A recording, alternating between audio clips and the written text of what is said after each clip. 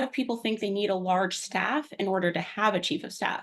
But the reality is, as a CEO, especially early on, you're dealing with so much. You really need to be heads up looking at the vision forward. But you also need someone who is heads down making that vision a reality. And so that's why, yes, it's typically found in larger organizations, or historically, it's found in larger organizations and big corporations and the government. It's found in a lot of different industries, but it's growing for startup founders because they realize, hey, I need this. Like, I have these great visions I want to implement. I used to work for someone and I was in a project management role, but it was really, as I look back on it, it was a de facto, essentially, I was a chief of staff. And one of our things we said was, he was the chief clinical director. It was for a dental organization. He would make it up and I would make it real. And then there was Mm, another layer, the administrative layer, that would make it recurring. right. And So then that's as sort of what the chief of staff administrative, does. so Mhm. the administrative would be on the EA side of things, the executive Mhm. side of things. Exactly. So they'd be making it recurring. So the CEO has a vision, they have something they want to execute on, but they don't have the time, they don't have the bandwidth. Maybe they don't even have the interest in it, but they know it's something that needs to be done. And so then at the chief of staff level, they're taking that vision, making it real. And then whether it's going to a PM, an EA, someone else to make it a recurring process within the organization. And what type of person is great at being a chief of staff in your experience?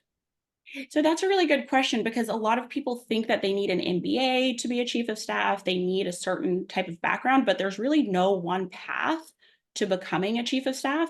What's really most important are some of the characteristics. So, like someone who is willing to get their hands dirty, because Mm, it's a strategic role, but it's also tactical. So, you're not just like consulting, you're also doing the work and executing. So, it's someone who can be a trusted advisor, because that's an important part of the role too, as a chief of staff. You're the confidant to the CEO. So they can run things by you. You're sort of an unbiased sounding board. It's someone who doesn't mind being behind the scenes. That's an mm. important thing. Like, they want to be, sometimes we call us chaos controllers. So we're making sure, like, and it's like, if you don't know what the chief of staff is doing, that's a good thing, because Yes. you know Well, that the chaos is you were being my controlled. chief of staff starting out with Arlan was here, Mhm. and now you're the CEO. But I didn't know this. I didn't even know that there were these terms that you were the chaos controller. And so Oh, yeah. that's just so true. There's lots of fun terms actually for the chief of staff. So there's the gatekeeper, Yeah. because they're sort of the person, and sometimes there's some friction in organizations with this.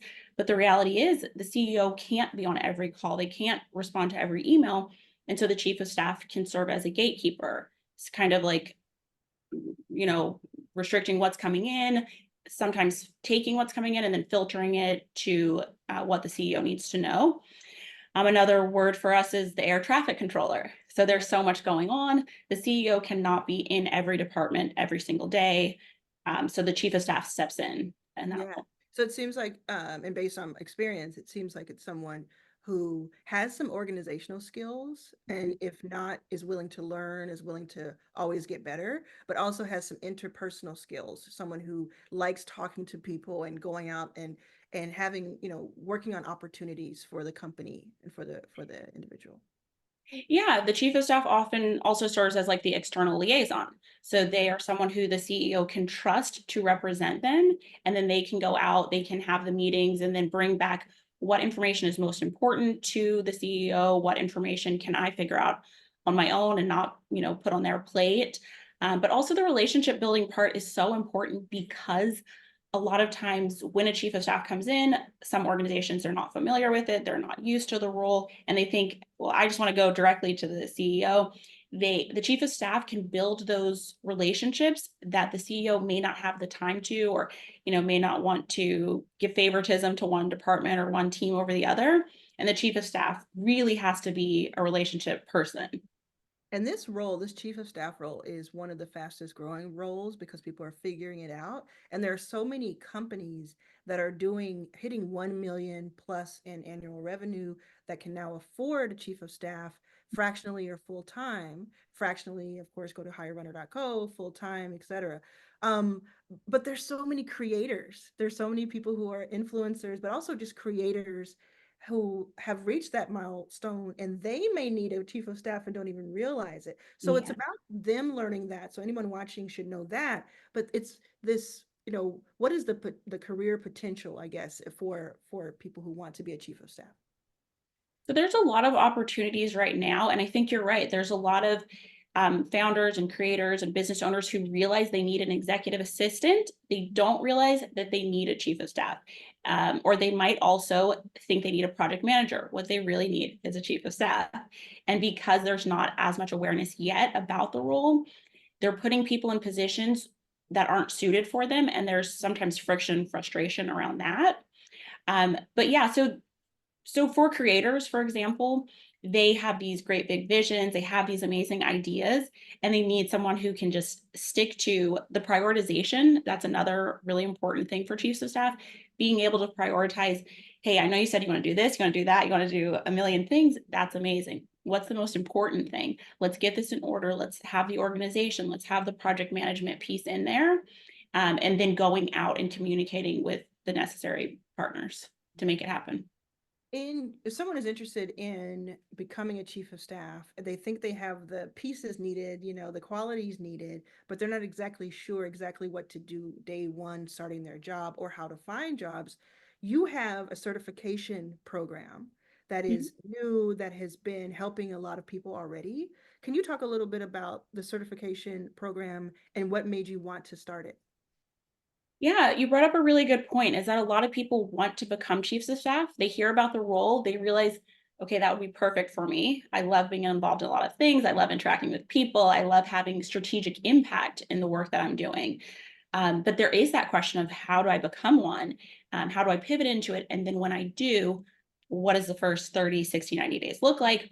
And so that is part of the reason that I created the course, because as much as we're gatekeepers in the role of chief of staff, I didn't want to gatekeep the role itself. And Mm. I think that there's so many people who could be incredible as chiefs of staff, a lot of people from project management backgrounds, HR, operations, executive assistants, especially senior level executive assistants, they would make great chiefs of staff and they could have amazing impact for these founders if only they could get over that hump. And so the course, it gives the competence to do it, right? There's a lot of skills that are needed to become a chief of staff. You don't need an MBA, but there are a lot of skills.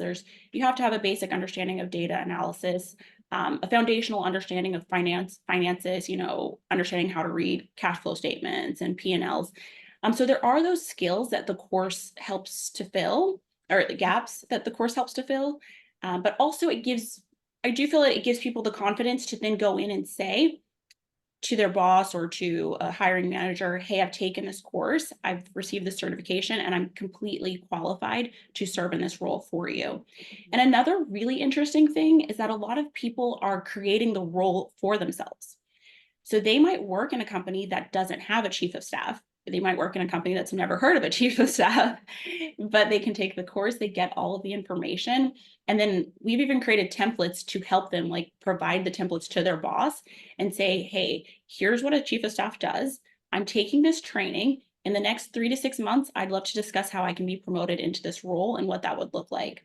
And the course also walks through, we have a whole lesson on your first 30, 60, 90 days in the role, to make sure that you're really set up for success because it is so important. It's a great job. It obviously was an amazing launch pad for me. And so I just want to create that opportunity for other people.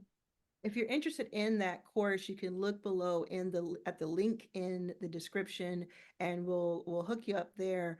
Going back to the role that you had with me, um, what were a couple of things that you, I guess, got to do or got to see that made you really enjoy the position? And then let's talk about some of the more stressful times too.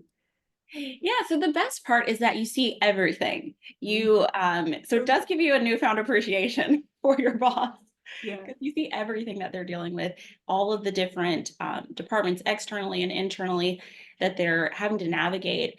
And the most exciting thing is knowing that you're playing an impactful role in keeping alignment. So when things come up, a lot of founders are in your audience and they'll attest to the fact that there's a lot of shiny objects that they can chase after. There's a lot of new ideas, new pivots. And when you're in that chief of staff role, you can help keep the train on track. That's what I like to say. Like, this is where we said we're going. Like, let's stay on. And does this help us get there faster, then great, we'll pick it up. Is it slowing us down? Is it a detour that we want to explore for any reason? So that's really the cool thing about being a chief of staff. Yeah. And what's a stressful thing about being a chief of staff? Um, that's a good question. It's probably that you don't have a certain output or a certain milestone that you're going for, because a lot of the stuff you're doing is intangible, the support that you're providing. So for instance, if you're in sales, you can say you hit a certain sales goal, or if you're in customer support, you answered a certain number of tickets. But with the chief of staff role, it's a lot more ambiguous. And so it's a cool thing about it, but also sometimes can be stressful. But then when you look back, what I like to tell people is to collect an email folder of their wins. And so when they get that positive reinforcement about something, it may not tie specifically to a quantifiable metric, but it's still reaffirming that you're doing a great job and you're having an impact. That's awesome. I really love what you were talking about within the course where you teach people how to either go find a new job and present that, or if they're already in a career in a company and they want to pivot and they know it'll be helpful to that organization, this is how you have that conversation. I think that's invaluable. And your course has something like, as of the time of this recording, something like 12 hours worth of curricula, and you have tests and templates and different things. So just so people know, when they take the course, they have to watch the full video. They get to watch the full video, and then they take a test, and then they can move forward in it. And that's how you're certified.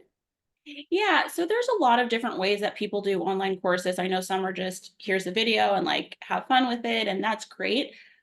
This course is self-paced, but it is sort of locked by module. So I want to make sure that throughout the 5 modules, you're really getting the value from it and taking it seriously, because that's otherwise it's not going to matter for you. It's not going to help you in the future if you're just kind of here and there looking at videos. So there, it is locked.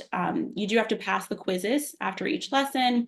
Um, and yes, there is a little over 12 hours of video curriculum. And then there's a few articles you read.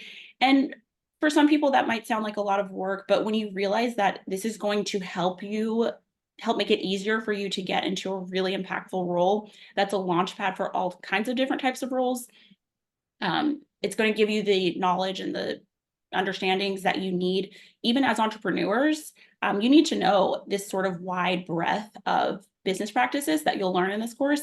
It is worth it to, take those quizzes, make sure that you're really comprehending the information. If someone is a founder of a company, or they work in the company in the C-suite or elsewhere, and they know someone who might benefit from this, or someone within their own organization, is this a good certification to bring in-house? Yeah, it's definitely something. I was actually just speaking to someone about this because they have a team of chiefs of staff. They're a large organization. All of the C-suite executives and the VPs have chiefs of staff. And so bringing it in just to make sure everyone has those foundational skills, right? And that everyone, you can feel confident that everyone is up to a certain par, to say. So yeah, so it's definitely something, and that's another, we have a lot of free resources on the website too, because that's another thing. We offer, like, we have a template for a letter that you can request the funds from your company. So some companies have professional development funds. A lot of employees don't realize that. And even if there's not a formal professional development fund in an organization, you can go to your boss, you can go to your HR and request that they fund or sponsor your certification. And so we have that template in the website to make it easier for people. Yeah. And as we close out, can you explain one more time why someone who is a founder, an entrepreneur, would want to take this course or even be certified as a chief of staff if they're working on their own company? Why would they want to work for someone else at their company? So, as we all know, we can't just solely rely on outside funding. A lot of times we need to bootstrap as founders. We have to fund our own ventures.